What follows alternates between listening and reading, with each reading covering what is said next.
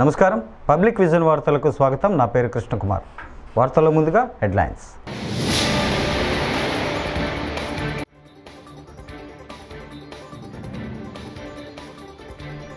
వివిధ శాఖలపై ముఖ్యమంత్రి చంద్రబాబు సమీక్ష. ఇప్పటికే పలు శాఖలకు సంబంధించి శ్వేతపత్రాల విడుదల.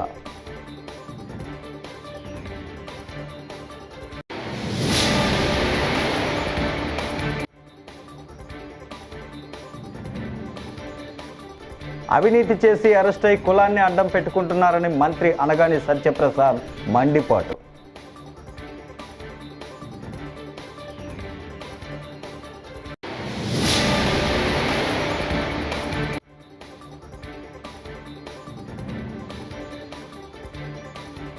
హామీలు అమలు చేయకుండా చంద్రబాబు ప్రజలను మోసం చేస్తున్నాడని జగన్ వ్యాఖ్యలు.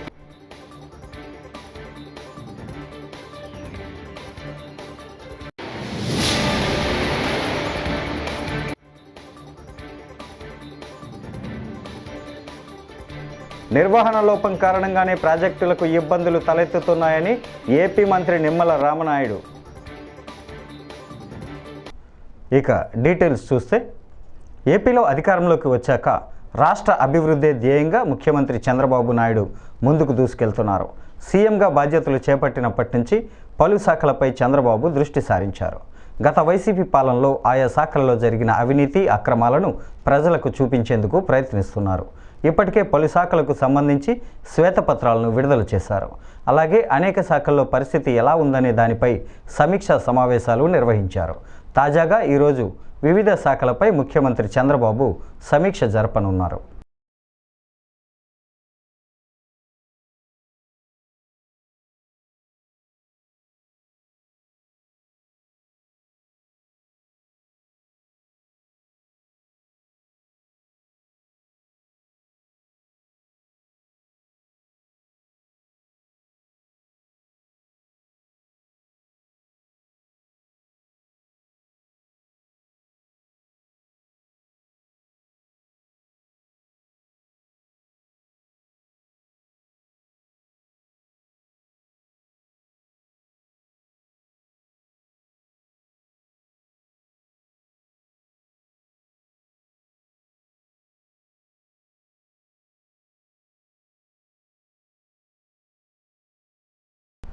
నిర్వహణ లోపం కారణంగానే ప్రాజెక్టులకు ఇబ్బందులు తలెత్తుతున్నాయని ఏపీ మంత్రి నిమ్మల రామనాయుడు అన్నారు.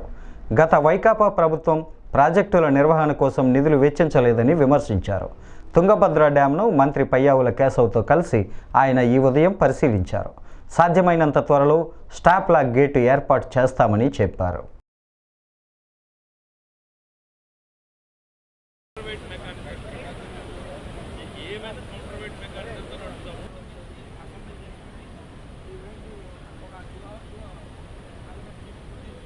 ఈ యొక్క 19వ గేట్ ఏదైతే కొట్టుకుపోయినటువంటి పరిస్థితుల్లో మరి ఇది పురాతనమైనటువంటి అంటే దగ్గర 75 సంవత్సరాల ప్రాజెక్టు కావడం వల్ల ఏదైతే ఆ గేటుకి సంబంధించి 45 సంవత్సరాలే దాని లైఫ్, బట్ ఇది 70 ఇయర్స్ అవడం వల్ల మరి ఆ ప్రాబ్లం వచ్చింది అనేది ప్రాథమికంగా కొంత చెప్తున్నటువంటి పరిస్థితి.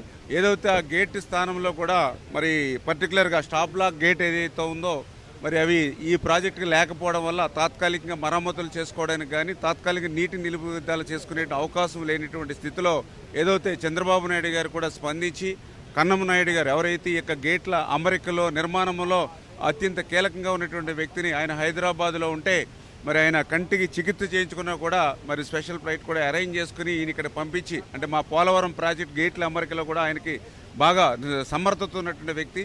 ఆయన యొక్క సారథ్యంలో ఇమ్మీడియట్లీ, ఎందుకంటే ఏదైతే గేట్ని మనం పునర్నిర్మాణం చేయాలంటే ఆలోచనతో ఉన్నప్పుడు పూర్తి స్థాయిలో నీరు తగ్గిస్తాయి. అంటే ప్రజెంట్ 104 టీఎంసీలు నీరు ఉంది. మరి కొత్త గేట్ని మళ్ళీ ఆ స్టాప్ లాక్ గేట్ని మనం ఏర్పాటు చేసుకుంటే రాష్ట్రంలోని కూటమి ప్రభుత్వం ప్రతి అడుగులో కూడా మోసమే కనిపిస్తోందని వైఎస్ఆర్సీపీ అధ్యక్షుడు మాజీ ముఖ్యమంత్రి వైఎస్ జగన్మోహన్ రెడ్డి పేర్కొన్నారు.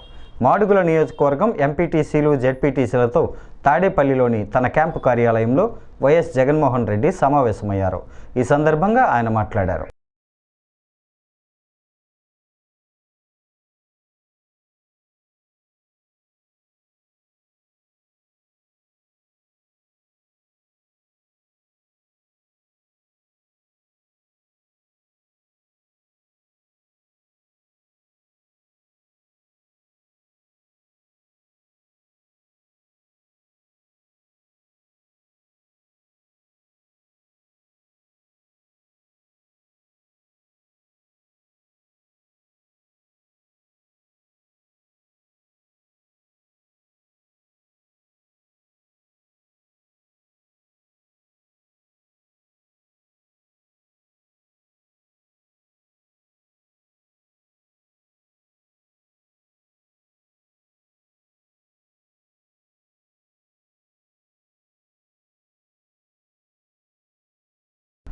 అగ్రిగోల్డ్ భూముల వ్యవహారంలో ఆరోపణలు ఎదుర్కొంటున్న మాజీ మంత్రి వైసీపీ నేత జోగి రమేష్ నివాసంలో ఈవేళ మంగళవారం ఉదయం ఏసీబీ సోదాలు నిర్వహించింది. ఈ కేసులో జోగి రమేష్ కొడుకు జోగి రాజీవ్ను A1ను ఏసీబీ అధికారులు అదుపులోకి తీసుకున్న విషయం తెలిసిందే. అయితే బలహీన వర్గాలకు చెందిన తమను ఇబ్బంది పెట్టి ఆనందం పొందుతున్నారంటూ ప్రభుత్వంపై జోగి రమేష్ ఆరోపణలు చేశారు. ఈయన చేసిన ఈ వ్యాఖ్యలకు మంత్రి టీడీపీ సీనియర్ నేత అనగాని సత్యప్రసాద్ కౌంటర్ ఇచ్చారు. ఏనాడు కూడా బడుగు బలహీన వర్గాలకి మేలు చేసినటువంటి కుటుంబం కాదు. వారి హయాంలో బడుగు బలహీన వర్గాల యొక్క అభ్యున్నతి కోసం కానీ లేదా వారిలో ఒక చైతన్యం నింపుకొచ్చి వారికి మెరుగైన జీవన పరిమాణం ఇవ్వాలని చెప్పి కానీ ఎప్పుడు ఆలోచన చేయకుండా కేవలం వాళ్ళ కుటుంబం బాగుపడాలి, అడ్డదారులైనా డబ్బులు సంపాదించాలనే లక్ష్యంతోనే ఈ యొక్క అంబాపురంలో ఉన్నటువంటి ఒక్క స్కామ్, ఇలాంటి స్కామ్లు ఎన్నో చేశారని వస్తున్నాయి, వెలుగులోకి వస్తూ ఉన్న అన్నిటిపైన కూడా ప్రత్యేక శ్రద్ధ పెట్టి అధ్యయనం చేసి పూర్తిగా విచారణ చేసిన తర్వాతనే యాక్షన్ తీసుకోవడం జరిగింది. ఉదయాన్నే ఆయన మాట్లాడుతూ నోటికి వచ్చినాడు అంటే ఇంకా కూడా అబద్ధాలు, ఎందుకంటే అబద్ధాల పునాదిని పుట్టినటువంటి పార్టీ కాబట్టి, ఆ ట్రైనింగ్ అయినటువంటి పార్టీ కాబట్టి అసలు ఎక్కడ కూడా ఏం చేయలేదు నిరూపిస్తారా అడుగుతారు. తప్పకుండా చర్చకు ఎక్కడికన్నా కూడా, ఎందుకంటే ఆల్రెడీ మా అధికారులందరూ కూడా మీతో చర్చించే కేసు పెట్టడం జరిగింది. ఏదైతే ఒక అగ్రిగోల్డ్ యజమాని పెట్టే కేసు మీద అవ్వచ్చు, డబుల్ రిజిస్ట్రేషన్ అవ్వచ్చు, మీరు చేసుకున్నటువంటి రాటిఫికేషన్ డీడ్ మీద ఉన్నటువంటి వైఎస్ఆర్సీపీ నేతలపై చంద్రబాబు ప్రభుత్వం కక్షపూరితంగా వ్యవహరిస్తోందని మాజీ మంత్రి పేర్ని నాని ఆగ్రహం వ్యక్తం చేశారు. ప్రజలకు పథకాలు అమలు చేయకుండా వైఎస్ఆర్సీపీ నేతలపై తప్పుడు కేసులు పెడుతున్నారని ధ్వజమెత్తారు. అగ్రిగోల్డ్ భూములు జోగి రమేష్ కుమారుడు కొన్న భూములకు దగ్గరలో కూడా లేవన్నారు. 2022లో పేపర్ ప్రకటన జోగి రమేష్ ఇచ్చారు. ఆయన దగ్గర స్థలం కొన్నప్పుడు కూడా వాళ్ళు కూడా పేపర్ ప్రకటన ఇచ్చారు. సిబిఐ కూడా ఎక్కడ అభ్యంతరాలు చెప్పలేదు. ఆగస్టు 2న ఏసీబీ FSIR నమోదుకు చేసింది అని పేర్ని నాని మండిపడ్డారు. ఎందుకు వచ్చిందయా అంటే జనాలకి మేలు చేయటాకో ఈ రాష్ట్రానికి ఏదో ఉద్ధరించటాకో కాకుండా వైఎస్ఆర్ కాంగ్రెస్ పార్టీలో ఎవరైతే గట్టిగా పనిచేశారో, తెలుగుదేశం పార్టీకి వ్యతిరేకంగా లేదా చంద్రబాబు నాయుడు గారు జగన్మోహన్ రెడ్డి గారిని దూషిస్తే లేదా దుర్మార్గంగా మాట్లాడితే దానికి ఎవరెవరైతే కౌంటర్లు చేశారో ఆ కౌంటర్లు చేసిన వాళ్ళందరినీ కూడా కక్ష సాధించుకుంటాకి తప్పితే గడిచిన 60 రోజుల్లో చంద్రబాబు నాయుడు అధికారానికి వచ్చినటువంటి 60 రోజుల్లో ఎన్నికల హామీ ఒక్కటన్నా అమలు చేశాడంటే అమలు చేయలేదు, లేదా ఎన్నికల హామీ అమలు చేయకపోవటమే కాకుండా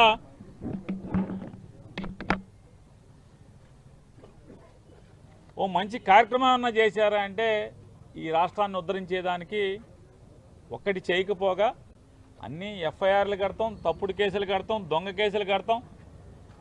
ఏదో రకంగా వైఎస్ఆర్ కాంగ్రెస్ పార్టీలో ఇటువంటి జెండా మోసే చిన్న కార్యకర్త దగ్గర నుంచి మాజీ మంత్రుల వరకు అందరినీ కూడా భయభ్రాంతులను చేసి ఎవరు కూడా పార్టీ పరంగా బయటికి రాకూడదు, తద్వారా రాజకీయ లబ్ధి పొంది దీర్ఘకాలం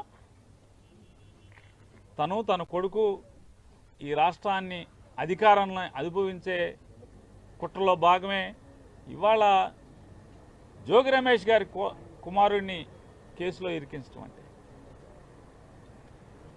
ఏం తప్పు జరిగిందని చెప్పని అగ్రిగోల్డ్ ఆస్తులు ఏ ఆస్తులు ఉన్నాయో అవన్నీ కూడా జీవోలు ఇవ్వడం జరిగింది. తిరుమల శ్రీవారిని సినీ నటి జాన్వీ కపూర్ దర్శించుకున్నారు. మంగళవారం VIP ప్రారంభ విరామ దర్శన సమయంలో ఆమె స్వామివారి సేవలో పాల్గొన్నారు. టీటీడీ అధికారులు జాన్వీకి స్వాగతం పలికి దర్శన ఏర్పాట్లు చేశారు. దర్శనం అనంతరం జాన్వీ రంగనాయకుల మండపంలో పండితుల ఆశీర్వచనం చేసి స్వామివారి తీర్థప్రసాదాలను అందజేశారు. మేడం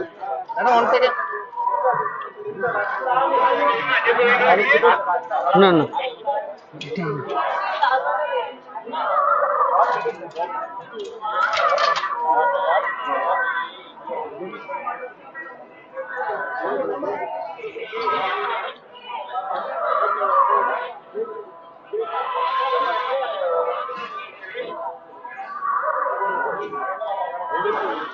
మేడం మేడం మెల్లగా రండి మేడం.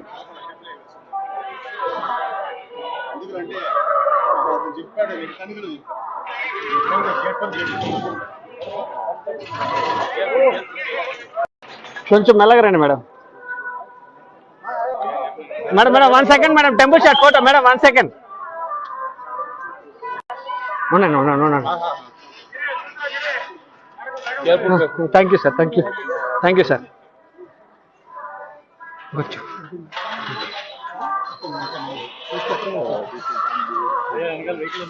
चलो चलो चलो चलो गाड़ी गाड़ी गाड़ी गाड़ी आता है ना?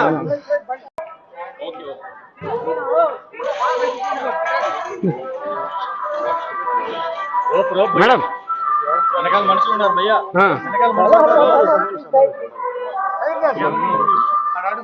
మేడం ఒక్క చిన్న మాట మేడం, తెలుగులో చాలా రోజుల తర్వాత సినిమా తీస్తున్నారు, ఒక్క మాట మేడం. అన్నా నువ్వు వారగరానా, నా వారగరానా, कुछ तो बात करो मैडम प्लीज. बात करेगा భయ్యా గేట్ల మీదకి వెళ్ళిపోతున్నారు. फोटो लेके चलता है.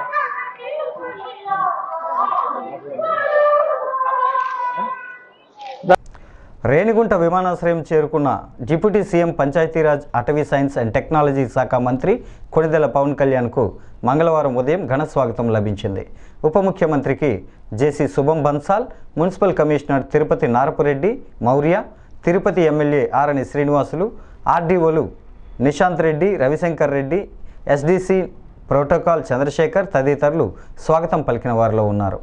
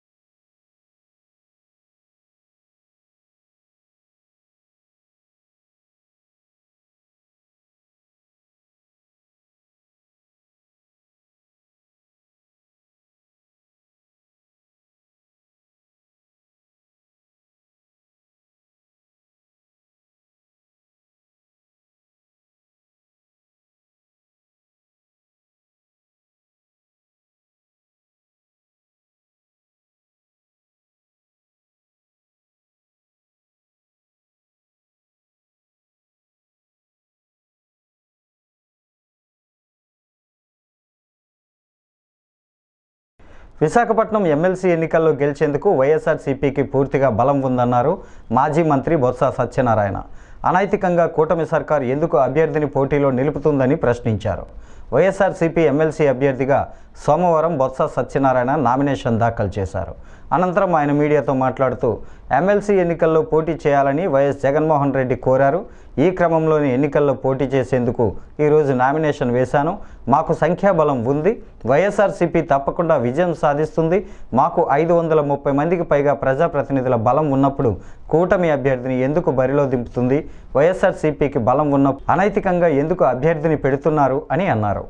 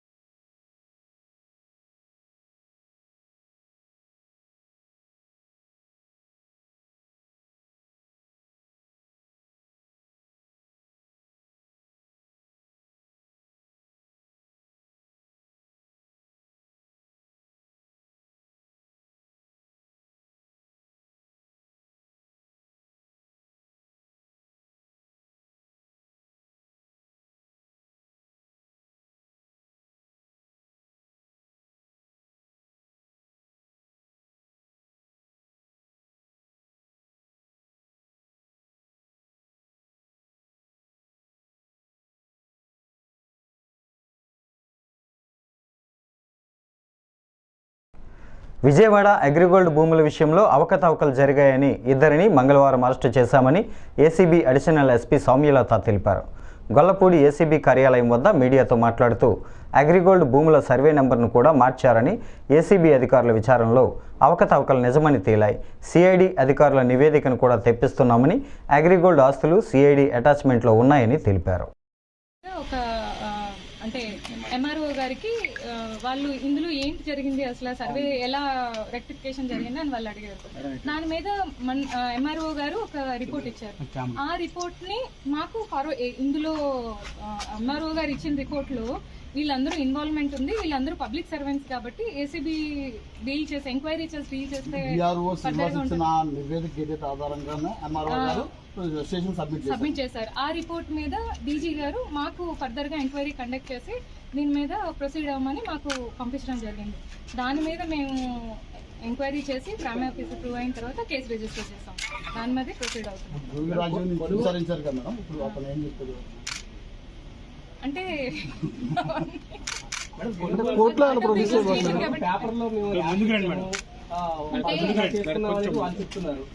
అంటే ఒకటి కొనుగోలు చేసుకున్నప్పుడు మేము యాడ్ ఇచ్చామంటే ఇప్పుడు మేము 88 కొనుగోలు చేసుకున్నాము. 87 రెక్టిఫికేషన్. యాక్చువల్గా 87 అనేది అన్డివైడెడ్ అంటే అన్షెడ్యూల్డ్ ప్రాపర్టీ, అంటే దాన్ని ఎలాంటి సబ్ డివిజన్లు జరగలేదు కాబట్టి అందులో చాలా మంది ఉన్నారు. ఎవరి పోర్షన్ ఏంటి అనేది ఎక్కడ అందులో లేదు. అయితే అందులో సిఐడి వాళ్ళ ల్యాండ్ కొంత ఉందన్నమాట. 2290 గజాల వరకు అబ్బా శేషనారాయణ వాళ్ళ ల్యాండ్ సిఐడి వాళ్ళ అటాచ్మెంట్లో ఉంది. అదే ప్రాపర్టీని వీళ్ళు ఇది వేసుకోవడం జరిగింది అన్నమాట, ప్రహరీ వేసుకోవడం జరిగింది. ఇప్పుడు ఈ మొత్తం మీరు చెప్తున్న దాంట్లో ఏదైతే ఇప్పుడు 87, 88 చెప్తున్నారో ఆల్రెడీ అవన్నీ కూడా గవర్నమెంట్ వాటిన్నింటినీ నిషేధ జాబితాలో పెట్టింది, గవర్నమెంట్ హ్యాండ్ ఓవర్లో ఉన్నాయి. అసలు సర్వే అనేది మారదు కదా మేడం, ఎలా మారుతుంది అసలు అది దానికి సంబంధించి? అంటే ఇప్పుడు అదే కదా మేము ఇన్వెస్టిగేషన్ చేస్తాం. ఇప్పుడు ఒకటే సర్వే రిపోర్ట్ మారదు కదా అంటే ఇప్పుడు ఇందులో పబ్లిక్ సర్వెంట్స్ కూడా ఎందుకు వచ్చారు అంటే ఇదంతా కలిపి చేశారనే ఉద్దేశంలోనే కదా మేము. స్వాతంత్ర దినోత్సవాన్ని పురస్కరించుకొని విజయవాడ ఐజీఎం స్టేడియంలో ముమ్మర ఏర్పాట్లు చేశారు. మంగళవారం ఫుల్ డ్రెస్ రిహార్సల్స్ను నిర్వహించారు. సాధారణ పరిపాలనా శాఖ కార్యదర్శి S Suresh Kumar, DGP Tirumalarao, collector Srujana, municipal commissioner Dhyan చంద్రపూల్ ఫుల్ డ్రెస్ రిహార్సల్స్లో పాల్గొన్నారు. వివిధ కంటిజెంట్లను కవాతు నిర్వహించాయి.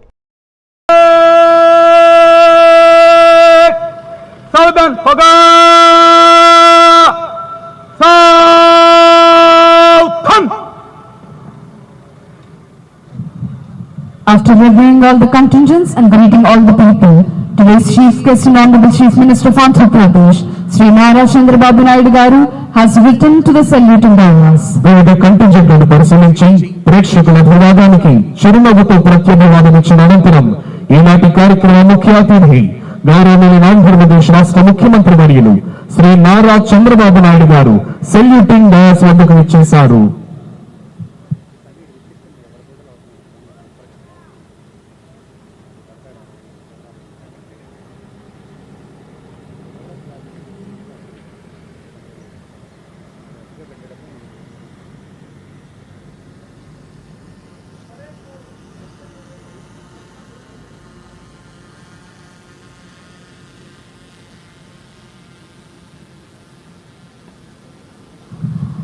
Parade commander has requested towards contingents to commence the march past. ఈనాటి కార్యక్రమ ముఖ్య అతిథి గౌరవనీయులైన ఆంధ్రప్రదేశ్ రాష్ట్ర ముఖ్యమంత్రి వర్యులు శ్రీ నారా చంద్రబాబు నాయుడు గారి అనుమతి తీసుకున్న parade commander Shri quit India ఉద్యమంలో అసువులు బాసిన అమరవీరుల సంస్మరణ దినోత్సవం తెనాలిలో ఘనంగా నిర్వహించారు. ఈ కార్యక్రమంలో మంత్రి నాదెండ్ల మనోహర్ పాల్గొని అమరవీరుల స్తూపాల వద్ద నివాళులర్పించారు. ఈ సందర్భంగా మనోహర్ మాట్లాడుతూ భారతదేశ స్వాతంత్ర చరిత్రలో తెనాలికి ప్రత్యేక స్థానం ఉందన్నారు. మహనీయుల త్యాగాలను స్ఫూర్తిగా తీసుకొని భవిష్యత్తు కోసం ప్రతి ఒక్కరూ కలిసికట్టుగా కృషి చేయాలని తెలిపారు. తెనాలికి ఒక ప్రత్యేకమైన స్థానం. అమరవీరులు ఆ రోజున గాంధీ గారి పిలుపు మేరకు క్విట్ ఇండియా ఉద్యమంలో పాల్గొనడానికి సీతారామయ్య గారు, ఔత్ సుబ్బారెడ్డి గారు, అదేవిధంగా చంద్రమౌళి గారు ఇచ్చిన పిలుపు మేరకు మారిస్పేట నుంచి రైల్వే స్టేషన్కి వాళ్ళు నిరసన తెలపడానికి వచ్చినప్పుడు బ్రిటిష్ పరిపాలనలో 7 మన ప్రాంత వాసులు ఆ రోజు అమరవీరులయ్యారు. వాళ్ళు ఆశించిన విధంగా మన ప్రాంతానికి, మన భవిష్యత్తు కోసం, మన పరిపాలన కోసం, స్వాతంత్రం కోసం ఏ విధంగా వాళ్ళు ప్రాణాలనే త్యాగం చేశారో అది మనందరం కూడా స్మరించుకుంటూ ప్రతి సంవత్సరం తెనాల్లో, బహుశా భారతదేశంలో ఎక్కడ జరగదు, మనం ఈ విధంగా చక్కటి కార్యక్రమం వాళ్ళని స్మరించుకుంటూ భావితరాలకు స్ఫూర్తినిచ్చే విధంగా ఒక చక్కటి కార్యక్రమం పురపాలక సంఘం నుంచి ప్రతి ఏటా మనం ఏర్పాటు చేసుకుని పెద్దల్ని ఈ విధంగా గౌరవించుకుంటున్నాం. ఈ సందర్భంగా స్వాతంత్ర ఉద్యమంలో ఎంతో మంది మన ప్రాంతానికి చెందిన గొప్ప మనుషులు, మహనీయులు, వాళ్ళు ఆస్తులు త్యాగాలు చేసి కుటుంబాలకి దూరం అయిపోయి గాంధీ గారి పిలుపు మేరకు ఎంతో సాహసంతో మన దేశ స్వాతంత్రం కోసం పోరాడిన వ్యక్తులు, మహనీయులు ఎంతో మంది ఉన్నారు. ప్రతి గ్రామంలో కూడా ఆ విధంగా వాళ్ళు ముందుకొచ్చి నిలబడిన వ్యక్తులు అనేక మంది తెనాలి నియోజకవర్గం నుంచి ఉన్నారు. వాళ్ళందరినీ కూడా గుర్తుపెట్టుకోవాలి, స్మరించుకోవాలి. యువత ప్రత్యేకంగా ఈరోజు చాలా అద్భుతంగా అందరు కూడా ఒక మంచి ప్రొసెషన్లో ఇక్కడికి రావడం, ఆ ఊరేగింపులో భాగంగా చదువుకున్న విద్యార్థులు, స్కౌట్స్ అండ్ గైడ్స్ సంబంధించిన వ్యక్తులు, అదేవిధంగా పురపాలక సంఘం నుంచి అధికారులు కూడా పాల్గొన్నారు, రాజకీయ నాయకులు కూడా పాల్గొన్నారు. అందరినీ కూడా నేను కోరేది, ప్రతి సందర్భంలో కూడా మనం ఏ విధంగా వీళ్ళు త్యాగాలు చేసి మన దేశం కోసం ప్రాణాలు అర్పించారో మనం అదొక స్ఫూర్తిగా తీసుకుని మన భవిష్యత్తు కోసం మనం కలిసి పనిచేసుకుందాం.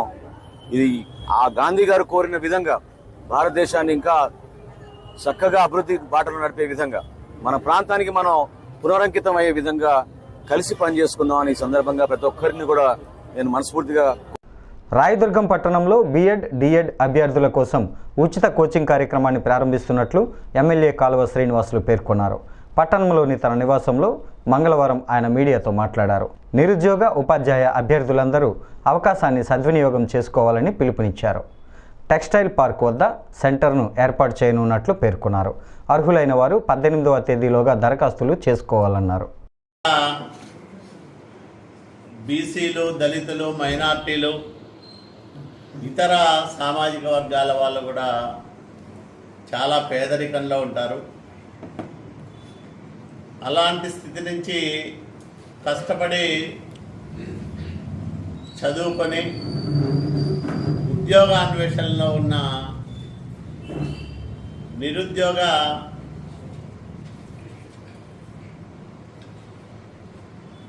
టీచరు అభ్యర్థులకు ఈ నెల 18వ తేదీ లోపల దరఖాస్తులను ఆహ్వానిస్తూ ఉన్నాం. సుమారు 500 మందికి ఉచితంగా డిఎస్సి టెట్లో శిక్షణ ఇప్పించాలని భావించాం. ఆ ప్రకారంగా కొంతమంది స్వచ్ఛందంగా దాతలు ఎవరైనా సహకరిస్తే 100 రోజులకు పైగా ఈ శిక్షణ కార్యక్రమాన్ని నిర్వహించాలని నిర్ణయించాం. ఈ వార్తలు ఇంతటితో సమాప్తం. నమస్కారం.